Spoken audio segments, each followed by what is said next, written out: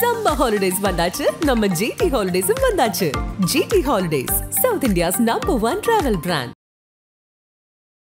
இப்போ இந்த கட்சியில் இருக்கிற யாருக்காவது தனித்திறன் இருக்கா, தனித்த ஆளுமை இருக்கா?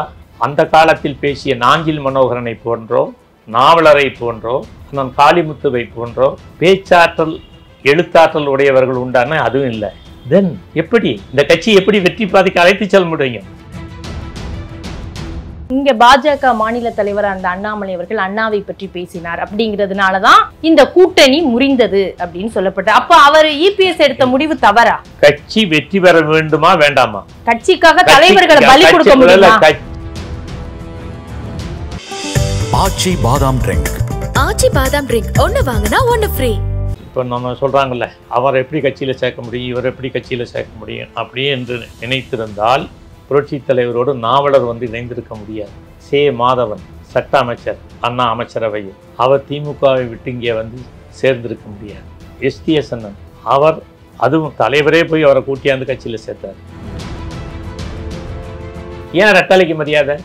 ரெட்டலாம் வேற சின்னத்தை எடுத்துட்டு போய் சொல்லுங்களேன் பார்ப்போம்.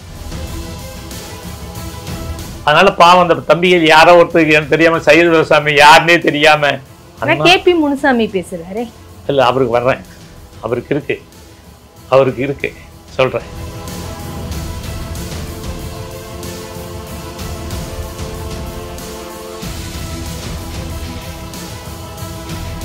இல்ல பாஜகவுக்கு நெகட்டிவ் ஓட்டுகள் இங்க இருக்கு அப்படிங்கறதும் ஒரு அரசியல் விமர்சகர்களுடைய கருத்தா இருக்கு தமிழ்நாட்டுல. அப்படி இருக்கும் போது அதிமுகவுடன் பாஜக கூட்டணி வச்சா சரியா இருக்குமா? மாயை அப்படிங்கிறத வச்சுக்கோங்க. இதை மூலதனமாக்கியே விவாத பொருள் ஆக்கப்படுகிறது. உங்களுக்கு வரலாறு தெரியுமா? தலைவர் எம்ஜிஆர் கட்சி தொடங்கிய காலத்தில் அவருக்கு லத்தீபாய் அவர் தான் திமுக ஆதரித்த முஸ்லீம் லீக், தலைவர் ஆதரித்த முஸ்லீம் லீக் ஏகே அப்துல் சமது, எஸ்ரா சர்க்குணம் கிறிஸ்துவர்களுடைய பிரதிநிதியாக இருந்து அது திமுக. அன்றிலிருந்து இன்று வரை அவர்களை ஆதரிக்கின்ற இஸ்லாமிய பெருமக்களும் கிறிஸ்தவர்களும் திமுகவுக்கு தான் வாக்களிப்பார்கள். அன்று புரட்சி தலைவரை ஆதரித்த இஸ்லாமிய பெருமக்கள் அப்துல் சமது தலைமையில் இயங்கிய முஸ்லீம் லீக் சார்ந்தவர்கள் இன்று வரையிலும் அதிமுக தான் ஆதரிப்பாங்க. அதே போல் கிறிஸ்தவர்கள். ஸோ இப்படி தொடக்கம் முதல் இன்று வரை சிறுபான்மையின மக்களின் வாக்கு வங்கி என்பது திமுகவிற்கு அதிகமாகவும் அதிமுகவுக்கு குறைவாகவும் கிடைத்து கொண்டிருப்பது தான் வாடிக்கை வழக்கம்.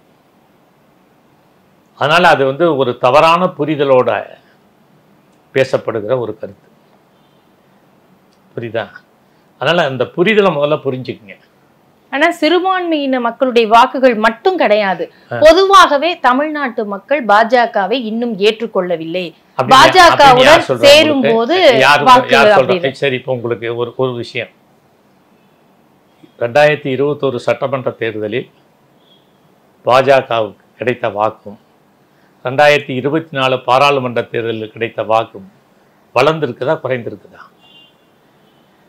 வளர்ந்திருக்குதா குறைந்திருக்குதான்னு கேட்க. வளர்ந்திருக்கிறது அப்படின்னா எத்தனை இடங்கள்ல அவங்க போட்டியிட்டாங்க பாஜக? அது சட்டப்பேரவை தேர்தல், 2024ங்கிறது நாடாளுமன்ற தேர்தல், பிரதமர் வேட்பாளருக்கானது. இதெல்லாம் நம்ம கொஞ்சம் கணக்குல எடுத்துக்க வேண்டியது இருக்கா? அதுதான் நான் சொல்றேன். அந்த 2 வாக்கையும் ஏடிஎம்கே வாக்கையும் பாஜக கூட்டணி ஏடிஎம்கே கூட்டணி கூட்டினீங்கன்னா 26 தொகுதியில ஜெயிக்குது. ஆனா இதுவே எனக்கு ஒரு சந்தேகம், நீங்க மூத்த அரசியல் தலைவரா இருக்கிறதுனால கேட்கிறேன், இப்படி கூட்டினா இது வரும் இத்தனை % அப்படிங்கிறது சரியா வருமா? அதுதான் அரசியல் கணக்கே. அரசியல் கணக்கே அதுதான். கூட்டணி அமைப்பது அதை வைத்துத்தான். ஒரு முந்தைய தேர்தலில் தோல்வி ஏற்பட்டது என்றால் வாக்கு வங்கியை கணக்கிடுவதுதான் அடிப்படை அரசியல் அரிச்சுவடி. அந்த அடிப்படை அரசியல் அரிச்சுவடியின்படி தான் அமையும் களம். அதனால் நாடாளுமன்ற தேர்தலில் வாங்கிய வாக்கும் சட்டமன்ற தேர்தலில் வாங்கிய வாக்கையும் ஒன்றிணைத்தால் இது போன்ற நீங்கள் கொஞ்சம் யோசிங்க. 26 நாடாளுமன்ற உறுப்பினர்கள் வந்திருந்தால் 2 அமைச்சராவது குறைந்தது கிடைத்திருக்குமா? அதிமுகவுக்கு 2 மத்திய அமைச்சர் இருந்திருந்தால் தமிழ்நாட்டில் கட்சி எப்படி இருந்திருக்கும்? தொண்டை எவ்வளோ உற்சாகமாக இருந்திருக்கும்? புரியுதா உங்களுக்கு? அதனால் அந்த தேர்தலில் மத்திய அரசை ஏற்றுக்கிட்டு மாநில அரசை ஏற்றுக்கிட்டு அதிமுக தனியாக களம் கண்ட காரணத்தினால்தான் அப்படி இருந்தும் வாக்கு வங்கி இவ்வளவு பலமாக இருக்குது. சரியான முறையில் வடிவமைக்கப்பட்டு கூட்டணி அமைத்து அது களம் கண்டிருந்தால் எப்படி இருந்திருக்கும்? அதாவதுமா உங்களுக்கெல்லாம் ஒரு விஷயம் இங்கே இருக்குது, உங்களுக்கெல்லாம் பல நான்லாம் 6-7 தேர்தலில் நின்றவன். ஸ்லீப்பில் இருந்து, அதாவது வாக்காளர் அடையாள சீட்டு இருக்கு இல்லையா, அடையாள சீட்டிலிருந்து நான் தேர்தலில் நிற்கிறேன். அப்போ தான் கள்ள ஓட்டு போடுறதுங்கிற கலாச்சாரத்தை திமுக கையெடுத்து அந்த காலத்தில் அப்படிப்பட்ட அந்த நிலையில் கூட அதிகார துஷ்பிரயோகம் செய்யப்படுவது வழக்கம். அது போன்ற காலங்களிலிருந்து இன்று வரை தேர்தல் என்பது ஆளும் கட்சிக்கு சாதகமாக அமையக்கூடிய வாய்ப்பு உள்ள களம். அப்போ அந்த களத்தில் 2 அதிகார மையங்கள் எதிரே இருந்தால் அதிகார துஷ்பிரயோகம் செய்வதற்கு வாய்ப்பு இருக்காது. அவர்கள் முனைந்தால் இந்த அதிகாரம் அதை தடுக்கும். புரியுதா? அப்ப சமநிலையில் அதிகார துஷ்பிரயோகம் இல்லாமல் தேர்தல் களம் அமைந்தால் நமக்கு நிச்சயமா வெற்றி பெறுவோம், வெற்றி கிடைக்கும் என்கிற அடிப்படை புரிதல் அதெல்லாம் எங்களுக்கு இருக்கிற காரணத்தினால தான், நாங்கள்லாம் அந்த களத்தை பார்த்த காரணத்தினால தான் இப்பவும் வந்து ஒரு முக்கியமான வாழ்வா சாவாங்கிற தேர்தல் தொண்டெல்லாம் சோர்ந்து போயிடுவான். கட்சி இந்த தடவை வெற்றி பெற்றே தீரணும். அப்படி வெற்றி பெற்று தீரணும்னா இந்த மாதிரி கூட்டணி வைக்கணும், இந்த மாதிரி காரியங்களை செய்யணும். இதை தொண்டனும் பொதுமக்களும் நலம் விரும்பிகளும் இப்படி எதிர்பார்க்குறாங்க. இதை செய்யுங்கிற ஆலோசனை தான் நான் சொல்கிறேன். அதுவே பெருசா வெடிச்சிருச்சு. அப்போ இதுல இருந்து என்ன தெரியுது உங்களுக்கு? இதுல இருந்து என்ன தெரியுது? அதாவது நாம் எதை சொன்னாலும் அது பொதுமக்கள் மத்தியில் வரவேற்புக்கு இருப்பதால் அது மற்றவர்களுக்கு மிகப்பெரிய சங்கடத்தையும் வருத்தத்தையும் கொடுக்கிறது. சரி, நீங்க 2024 நாடாளுமன்ற தேர்தலில் அதிமுக பாஜக கூட்டணியை அமைத்து களம் கண்டிருக்க வேண்டும் அப்படின்னு நீங்க கருத்து சொல்றீங்க. ஆனா அந்த தேர்தலுக்கு முன்பு இங்க பாஜக மாநில தலைவர் அந்த அண்ணாமலை அவர்கள் அண்ணாவை பற்றி பேசினார், அப்படிங்கிற ஜெயலலிதா அவர்களை பற்றி பேசினார், அப்படிங்கிறதுனாலதான் இந்த கூட்டணி முறிந்தது அப்படின்னு சொல்லப்பட்ட. அப்ப அவர் இபிஎஸ் எடுத்த முடிவு தவறா?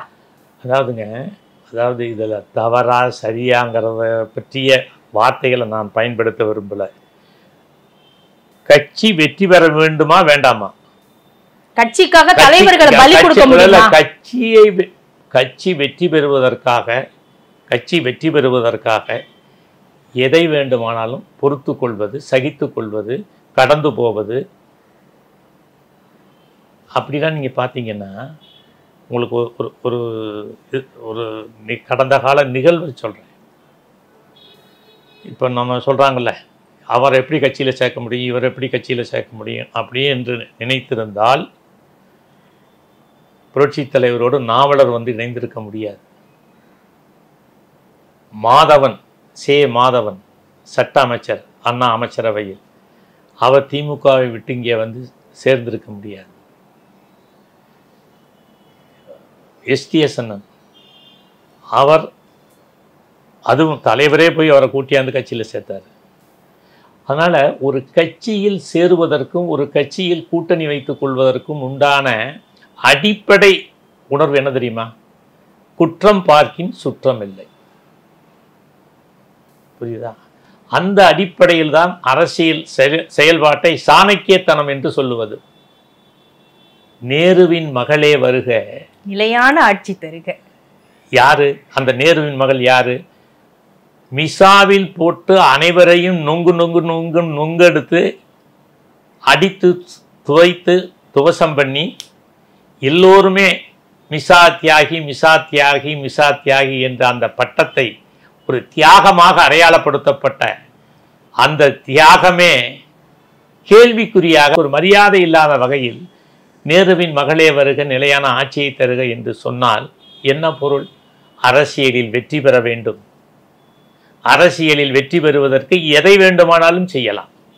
இதுதான் தமிழ்நாட்டு அரசியலில் 2 கட்சிகளும் கடைபிடிக்கிற அரசியல் அணுகுமுறை. புரியுதா? அதனால நீங்க இதை சொன்னாரே அதை சொன்னாரே இதுக்கு அப்படி அல்ல.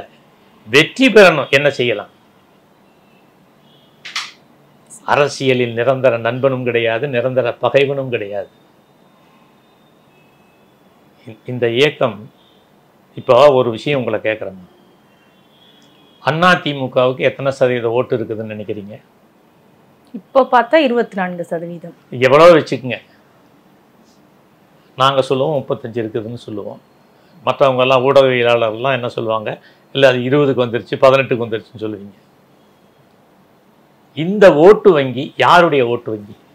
புரட்சி தலைவர் புரட்சி தலைவி இருவருக்குமான ஆளுமை திறன்மிக்க அந்த லீடர்ஸ், அதுவும் குறிப்பாக புரட்சி தலைவர் கண்டெடுத்த அந்த ஓட்டு வங்கியை காப்பாற்றியவர் புரட்சி தலைவர்.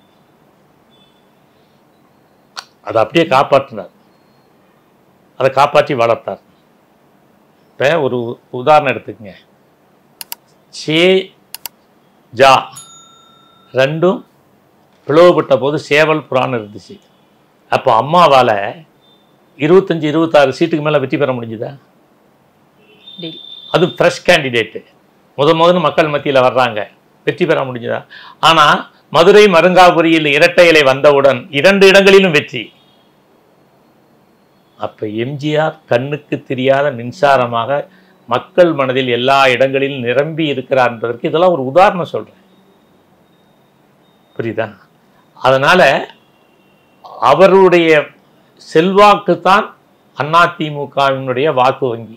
ஏன் ரெட்டலைக்கு மரியாதை? இப்போ ரெட்டைலாம் வேற சின்னத்தை எடுத்துகிட்டு போக சொல்லுங்களேன் பார்ப்போம்.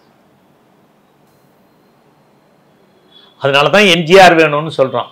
இந்த சின்னம் எம்ஜிஆர் சின்னம், இந்த சின்னம் அம்மாவின் சின்னம், இது சத்துணவு தந்த சரித்திர நாயகனின் சின்னம், தாலிக்கு தங்கம் வழங்கிய சின்னம் இரட்டை இலை. இப்படித்தான் மக்கள் மத்தியில் பதிவாயிருக்கு. அப்படி என்றால் அதற்கு உரிய மரியாதைக்குரிய அந்த தலைவர்களுடைய படத்தை பெரிதாக போடுவது, அவர்களை முன்னிலைப்படுத்துவது, அவர்களை முதன்மைப்படுத்துவது, அதை முதன்மைப்படுத்துவதால் நாம் பெருமை அடைவது. நான் சொல்றது புரியுதாம்மா? அப்படிப்பட்ட காரியத்தை முன்னெடுங்கள் என்று தான் நான் சொல்றேன். இப்போ நாம கேட்கிறேன், இப்போ இந்த கட்சியில் இருக்கிற யாருக்காவது தனித்திறன் இருக்கா? தனித்த ஆளுமை இருக்கா? இன்னைக்கு பொதுமக்கள் பேசக்கூடிய அளவுக்கு, சிந்திக்கக்கூடிய அளவுக்கு, ஈர்க்கக்கூடிய அளவுக்கு ஆளுமை என்ன? புரட்சி தலைவருடைய ஆளுமையோ அம்மா அவர்களின் ஆளுமையோ இல்லை. அந்த காலத்தில் பேசிய நாஞ்சில் மனோகரனை போன்றோ, நாவலரை போன்றோ, பேச்சாற்றல் அண்ணன் காளிமுத்துவை போன்றோ பேச்சாற்றல் எழுத்தாற்றல் உடையவர்கள் உண்டான அதுவும் இல்லை. தென் எப்படி இந்த கட்சி எப்படி வெற்றி பாதைக்கு அழைத்து செல்ல முடியும்? இதுதான் எங்க கவலை. அதாவது 2 ஆளுமைகளை பார்த்த கட்சி, அதுல என்ன பிளஸ் மைனஸ் அதை கண்கூடா பார்த்தவன். இன்றைக்கு எடப்பாடியார் தலைமையில் ஆட்சி கட்சி, இந்த இடைப்பட்ட 8 ஆண்டுகள், இதில் என்ன பிளஸ் மைனஸ் இவைகளை பார்த்தவன். இந்த வாய்ப்பு எத்தனை பேருக்கு கிடைத்திருக்கும் நினைக்கிறீங்க? எத்தனை பேர் இதை உணர்தல், புரிதல்? ஆக இப்படி எல்லா காலகட்டங்களிலும் நான் இருந்தவன், இருந்து பணியாற்றியவன், அவற்றையெல்லாம் புரிந்தவன். தேர்தல் களம் எப்படி இருக்கும், எப்படிப்பட்ட களத்தில் எப்படிப்பட்ட வெற்றியை பெற முடியும், இவைகளை எல்லாம் களத்தில் நின்று களமாடி கட்சியினுடைய வளர்ச்சிக்காக பணியாற்றி கட்சியை வெற்றி படிக்கட்டில் நிற்க வைக்க அவ்வளவு பணியாற்றி இருக்கிறேன். அதனால்தான் இந்த அக்கறை. இதெல்லாம் கூட ஏன் தெரியுமா சொல்கிறேன், நான் ஏதோ கெஸ்ட் அரசியல்வாதின்னு நினைக்கிறாங்க இல்லையா இந்த ஊடகவியலாளரும் இந்த இளைஞர்கள்லாம், அவங்க தெரிஞ்சுக்கணும். ஊடகவியலாளருக்கு ஏன் சார் சேர்க்கிறீங்க நீங்க? நாங்க சொல்லவே இல்லை அந்த வார்த்தையை. உங்க அருமை தெரிஞ்சுதான் நாங்க வந்து பேட்டி காண்றோம். அவங்க எல்லாரும் இந்த அடுத்த தலைமுறை தெரிஞ்சுக்கணுங்கிறதுக்காகத்தான். இது வந்து ஒரு சுயதம்பட்டம் இல்லை, நான் யாருன்னு தெரியணும்ல. அதனால பாவம் அந்த தம்பியை யாரோ ஒருத்தருக்கு தெரியாம சையது விவசாமி யாருன்னே தெரியாம, புரியுதா? கேபி முனுசாமி பேசுறாரே. இல்லை, அவருக்கு வர்றேன், அவருக்கு இருக்கு சொல்றேன். அது தனியா, அது அவங்க தான் இருக்கு, பெருசா இருக்கு அவருக்கு இருக்கு. நான் முதல்ல வேணுமா வேண்டாமான்னு நினைச்சேன். எல்லாரும் இல்லை நீங்கள் அதுக்கு பதில் சொல்லியே ஆகணும் அப்படின்னு சொல்லிட்டு நம்முடைய நலம் விரும்பியில் அத்தனை பேரும் சொன்னாங்க. சரி, அதனால் அதையும் சொல்லிடுவோம், ஏன் அதை பாக்கி வச்சுக்கிட்டு இருக்கு. சொல்கிறேன். சரி சார், இப்போ இந்த ஆலோசனை சொல்லியிருக்கிறீங்க, இது அடுத்த கட்டமாக பேச்சுவார்த்தை நடத்துவீங்களா சார் ஒன்றிணைப்பதற்கு யார்கிட்டையும்? நான் போய் இந்த ஒன்றிணைங்கிறது பேச்சுவார்த்தை இதெல்லாம் நான் போய் பண்ண மாட்டேன். கருத்தை திரும்ப திரும்ப சொல்லுவேன். எப்பொருள் யார் யார் வாய் கேட்பினும் அப்பொருள் மெய்ப்பொருள் காண்பது அறிவு. அதன்படி நான் சொன்ன கருத்துக்களில் மெய்ப்பொருள் சரியாக இருந்து அதை கடைப்பிடித்தால் வெற்றி கிடைக்கும் என்கின்ற சிந்தனை அவர்களுக்கு வந்து அதை கடைப்பிடித்தால் கட்சிக்கு நல்லது. ஊதுகிற சங்க ஊதிட்டேன், புரியுதா? அதுக்கு மேலே நான் போய் வந்து என்னை அவர்கள் கேட்டுக்கொண்டால் நான் அந்த நடவடிக்கையில் ஈடுபடலாம். அவங்க என்னை கேட்க மாட்டாங்க, புரியுதா? அதனால் அவங்களும் கேட்க போகிறதில்ல, நானும் அதை போய் செய்ய போகிறதில்ல. ஆனால் சொல்ல வேண்டிய கருத்து நான் சொல்லிக்கிட்டே இருப்பேன். ஏன்னா தொண்டனும் பொதுமக்களும் தெரிஞ்சுக்கணும்ல, நம்ம சொன்னதை அவங்க கேட்கலைங்கிறதையும் புரிஞ்சு பதிய வைக்கணும்ல. இந்த முடிவோட இருக்கிறீங்க. ஆமா, இந்த கட்சி இப்ப நான் சொன்ன கருத்தை அவங்களுக்கு உடன்பாடு இருக்கோ இல்லையோ, ஒத்த வரியில சொல்லி அவர் சொல்லியிருக்காரு, அவருக்கு தோன்றியதை சொல்லியிருக்காரு அப்படின்னு ஒத்த வரியில முடிச்சிருக்கலாம்ல. அந்த இடத்துல கூட செங்கோட்டையன் அவர்களை கழக முன்னோடின்னு சேர்த்துக்கிறாரு, ஆனா உங்களை வந்து வேற விதமா கடுமையா விமர்சனம் பண்றாரு. நாங்க கழக பின்னோடி, அது செங்கோட்டையனை முன்னோடின்னு ஒத்துக்கிட்டாங்களே, அதுவே பெரிய விஷயம். வருகின்ற 2026 தேர்தலில் அதிமுக பாஜக கூட்டணி தான் சரியான கூட்டணியா, அல்லது அதிமுக தமிழக வெற்றி கழகம் விஜய் உடைய கட்சி அதற்கும் வாய்ப்புகள் இருக்கிறதா உங்களுடைய பார்வை? இல்லைம்மா, நான் சொல்றது எல்லா கட்சிகளும் ஒட்டுமொத்த கருத்துடைய கட்சிகளும் கூட்டணி அமைக்க வேண்டும் என்பதில் மாறுபட்ட கருத்து கிடையாது. ஆனால் அந்த கட்சிகளெல்லாம் இணைந்து தேர்தல் களத்தில் நிற்க வேண்டும் என்றால் மாநில ஆட்சியினுடைய அதிகாரத்திற்கு எதிராக மைய அரசினுடைய அதிகாரம் அரணாக இருந்தால் மட்டுமே வெற்றியை பெற முடியும். இதுதான் என்னுடைய அழுத்தமான கருத்து, புரியுது? அதிகாரம் மட்டும் இருந்துட்டா, வெறும் அதிகாரம் மட்டும் இருந்துட்டா வெற்றி பெற முடியுமா? எல்லா கட்சிகளும் கருத்தொற்றுமையுடைய எல்லா கட்சிகளும் ஓரணியில் இருக்க வேண்டும். அந்த ஓரணியில் நின்று அந்த கட்சி எதிரியை எதிர்கொள்ளுகின்ற பொழுது அதற்கு அரணாக பக்கபலமாக மைய அரசு இருந்தால் மாநில அரசினுடைய எல்லா விதமான முரண்பாடுகளையும் அல்லது அராஜகத்தையும் எதிர்கொள்வதற்கு வாய்ப்பாக இருக்கு. நன்றி சார், நிறைய கருத்துக்களை பரிமாறிக்கொண்டிருக்கிறீர்கள். நன்றி. மகிழ்ச்சிமா, மகிழ்ச்சி. பொறுத்திருந்து பார்க்கலாம் அடுத்த கட்ட அரசியல் நிகழ்வுகளை. இதுவரை அதிமுகவின் மூத்த தலைவர், சென்னை மாநகராட்சியின் முன்னாள் மேயர், முன்னாள் சட்டப்பேரவை உறுப்பினர் திரு சைதை துரைசாமி அவர்களுடன் பேசினோம். நன்றி, வணக்கம். சம்மர் ஹாலிடேஸ் வந்தாச்சு, நம்ம ஜிடி ஹாலிடேஸும் வந்தாச்சு.